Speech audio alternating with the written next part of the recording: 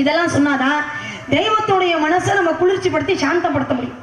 எந்த அளவுக்கு தெய்வத்துடைய மனசை நம்ம குளிர்ச்சிப்படுத்தி சாந்தப்படுத்துறோமோ தெய்வம் நமக்கு ஏதாவது ஒரு பலனை கொடுக்கும் அப்படிங்கிற ஒரு எதிர்பார்ப்பு தானே. இந்த எதிர்பார்ப்புல தானே நம்ம இதெல்லாம் செய்யறோம். ஆனா இந்த மந்திரங்கள்லாம் சொல்லணும் அப்படிங்கிற அவசியமே கிடையாது. அப்பா சொல்ற வார்த்தைகளை கேட்டாலே போதும். இந்த மந்திரத்தெல்லாம் சொன்ன பலன் நம்மளை வந்து சேரும்.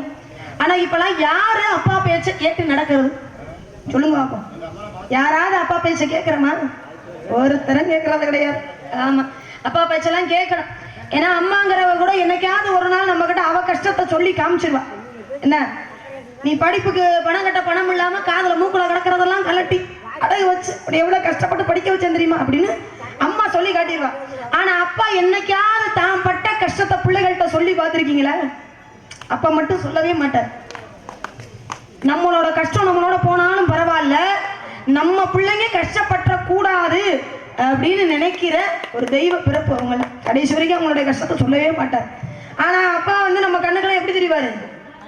எதிரி மாதிரி தெரிவார். 10 வயசா இருக்கும்போது ஒரு பையன் சொல்லுவான், எங்க அப்பா தான் எனக்கு கதாநாயகம். அதே பையன் 20 வயசு ஆகும்போது என்ன சொல்லுவான், எங்க அப்பா தாங்க எனக்கு முதல் வில்லனே, சும்மா வீட்டுக்குள்ள கடந்துட்டு நொய்யு நொய்யு எதையாவது பேசிக்கிட்டே இருக்காங்க அப்படிம்பாங்க. அடுத்து ஒரு 40-45 வயசாகி அவனுக்கு ஒரு கல்யாணம் ஆகி அவனுக்குன்னு ஒரு புள்ள வரும் பாருங்க. அப்பதான் அந்த அப்பா பட்ட கஷ்டம் என்னன்னு தெரியும். அப்ப எங்க அப்பா எவ்வளவு கஷ்டப்பட்டாலும் என்னை ராஜா மாதிரி வளர்த்தாரு அப்படின்னு சொல்லுவான். எப்ப 40 வயசுல அவனுக்கு கல்யாணம் ஆகி அவனுக்கு புள்ள இருக்கும் போது. அது மாதிரி அப்பாவுடைய பேச்செல்லாம் கேட்கணும். அப்பாவுடைய பேச்சை கேட்டு இந்த இடத்துக்கு காவலுக்கு வந்திருக்கேன். காவல் யாருக்காக அப்படின்னா முருகப்பெருமானுக்காக காவல்.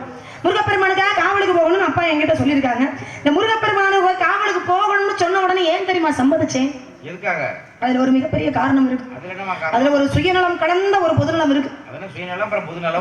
பொதுநலம் அப்படின்னா அடுத்தவங்களுக்காக ஒரு விஷயத்தை நம்ம செஞ்சோம் அப்படின்னா அது பொதுநலம் இல்லையா?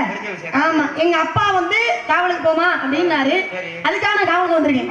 அது வந்து பொதுநலம். சுயநலம்னா நமக்காக ஒரு விஷயத்தை செஞ்சுக்கிட்டோம் அப்படின்னா அதுக்கு பேரு சுயநலம். முருகனுக்காக காவல், அந்த முருகனை நான் காதலிக்கிறேன்.